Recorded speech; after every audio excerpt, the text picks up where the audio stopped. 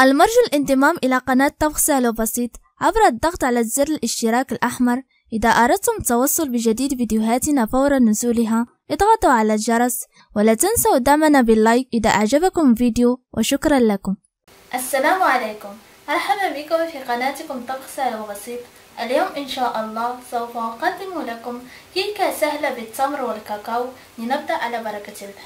لدينا 140 ملل من الزيت، ما يعادل كأسان بغير مملوء، و150 جرام من السكر، ما يعادل كأسان بالسكر، و16 جرام من خميرة الحلوى أو بيكنج باودر، و7 جرام من بودرة الكاكاو، وسكر فانيلا، والدقيق يبقى حسب الخليط، و3 بيضات، ورشة خفيفة من الملح، و15 حبة من التمر مقطعة إلى قطع صغيرة. في الخلاط الكهربائي أضع البيض ورشة خفيفة من الملح،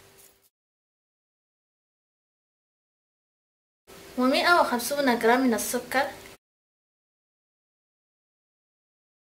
وسكر فانيلا، و140 ملل من الزيت. ثم أقوم بخلط المكونات مع بعضها البعض.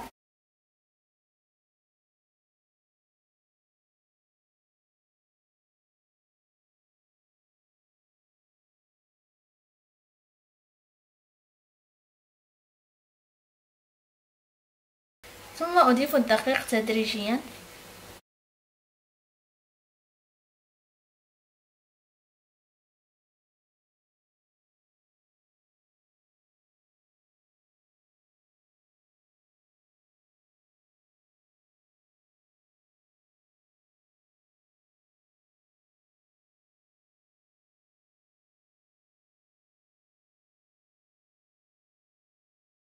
ثم بودرة الكاكاو، وخميرة الحلوى،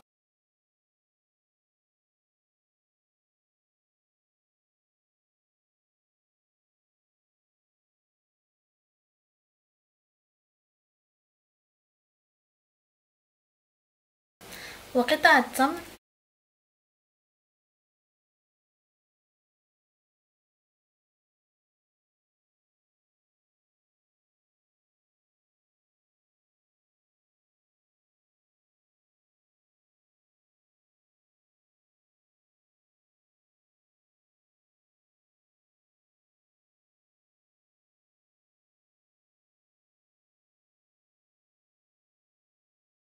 أفرغ خليط الكيك في قالب مدهون بالزيت ومرشوش بالدقيق.